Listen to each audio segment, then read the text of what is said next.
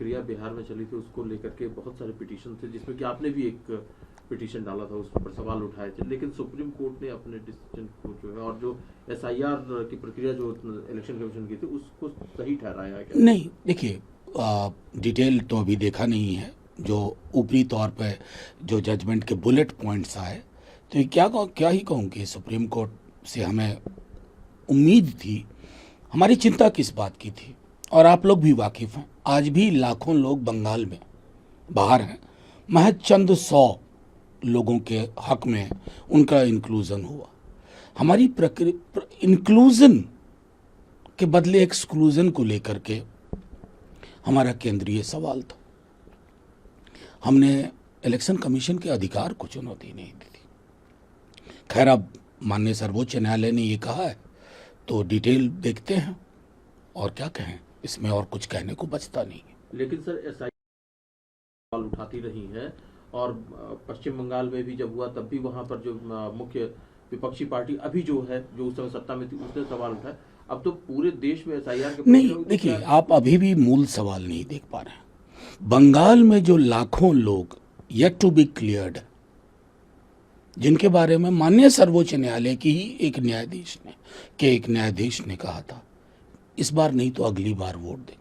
संविधान निर्माताओं ने कभी नहीं सोचा होगा कि इस तरह की भी टिप्पणी आया करेगी।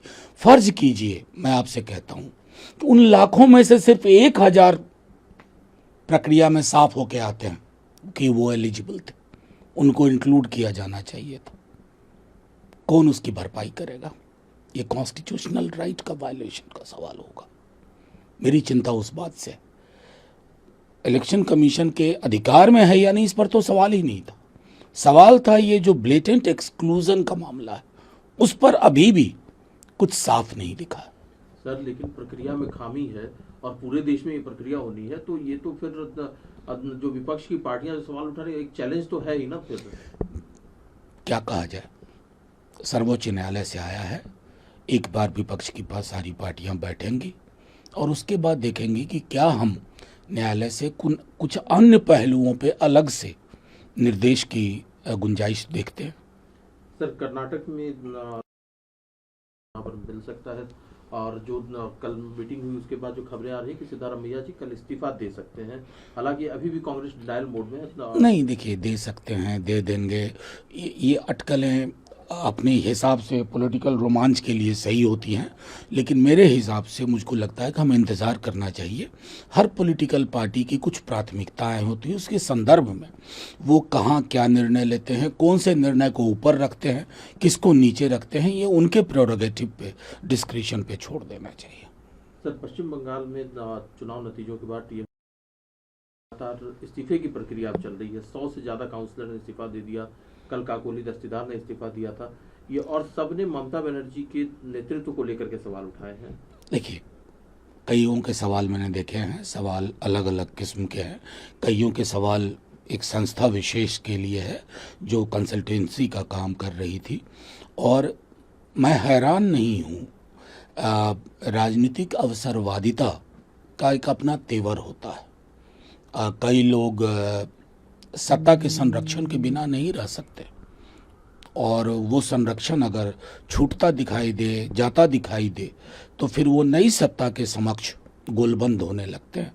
तो इसको और क्या कहा जाए, इसको एक हमारे राजनीति का, यहाँ तो राज्यसभा में आज देखते हैं तो ये पटका रहता है, कल पटका बदल जाता है, तो उसके बाद तो कुछ बचता नहीं है इसको कहने के लिए ना, कि कोई काउंसिलर के बारे में अगर मैं टिप्पणी करूं तो वो उचित नहीं होगा। उसके लिए तो बदले माहौल में अपने को महफूज रखना सबसे महत्वपूर्ण होता है, और यह पूरे देश में हो रहा है। सर, कल देश भर में ईद उल अजहा का त्यौहार मनाया जाएगा, और जगहों पर प्रदर्शन हुए हैं। एक सोसाइटी में तो लोग गेट पर पहुंच गए और हनुमान चालीसा का पाठ करने लगे। ये भी कहा जा रहा है कि सुअर लेकर के पहुंच गया, कहे कि हम वाराह पूजा कर रहे हैं यहाँ पर। और नहीं, मैं क्या कहूँ, ये देश के लिए संकट की बात है। ये देश एक दिन में नहीं बना है, हजारों साल की तपिश, हजारों साल में गारा सीमेंट ईंट जोड़ते जोड़ते इस देश को यहाँ तक लाया गया। हम में कमियां रही, लेकिन हम में खूबियां भी थी। हमारी कमजोरियां भी थी, लेकिन एक मजबूती थी। बहुभाषा, बहुधर्म, बहुविचार, बहु अन्य प्रकार, विभिन्न प्रकार के भोजन, विविधतावाद हमारी कमजोरी कभी नहीं थी, हमारी मजबूती थी। आज 27 मई है। आज ही के दिन सन 64 में भारत के प्रथम प्रधानमंत्री का निधन हुआ था, जिनकी पूरी जिंदगी आइडिया ऑफ इंडिया को संजोने में है। मैं तो सिर्फ ये सोचता हूँ कि प्रधानमंत्री जी जब विदेश जाएंगे और उनसे कोई ये सवाल पूछ देगा कि आपके देश में क्या हो रहा है, तो वो क्या जवाब देंगे। लेकिन सर, राजनीतिक मंच से भी इस तरह की भाषा बोली गई है। एक केस ममता बनर्जी के खिलाफ रजिस्टर किया गया जिसमें उन्होंने हिंदू और हिंदू धर्म को गंदा धर्म बताया था। मैं उस वीडियो को पूरा देख चुका हूँ। ये काट छाट वाली चीज़ें खैर उसको जाने दीजिए। आज ही मैंने एक हिंदी अखबार में एक लेख लिखा, हमारी संवाद की भाषा में गिरावट क्यों है। और ये गिरावट एक तरफ से नहीं है, शुरुआत किसी ने भी की हो, अब इस गिरावट में लोगों को मजा आने लगा है। इसके गिरावट के व्हाट्सएप ग्रुप बन गए हैं, गिरावट की गुड मॉर्निंग होती है, गिरावट की गुड नाइट होती है।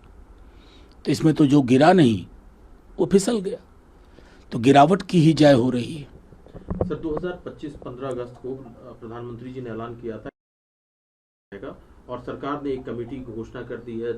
जस्टिस प्रभाकर नावलेकर के नेतृत्व वाली ये कमेटी होगी जो कि अपनी रिपोर्ट देगी, अध्ययन करके देश भर में किस तरह से डेमोक्रेसी। मैं बाकी तो मैंने देख लिया बड़े दिन बाद डेमोग्राफी पे, और ये अक्सर मैं कई और देशों में ये पहले देख चुका हूँ कि डेमोग्राफी पे चर्चा करना, मुझे पता नहीं इस कमेटी में डेमोग्राफर कोई है या नहीं, क्योंकि डेमोग्राफी की कमेटी में अगर डेमोग्राफर नहीं है तो ये क्या ही कहें। सर, एक आखिरी सवाल है सर, केरल के घर पर और उनके ऑफिस पर देखिए, बड़ी नाइंसाफी हो रही है। अब काहे पीस मील में काम कर रहे हैं।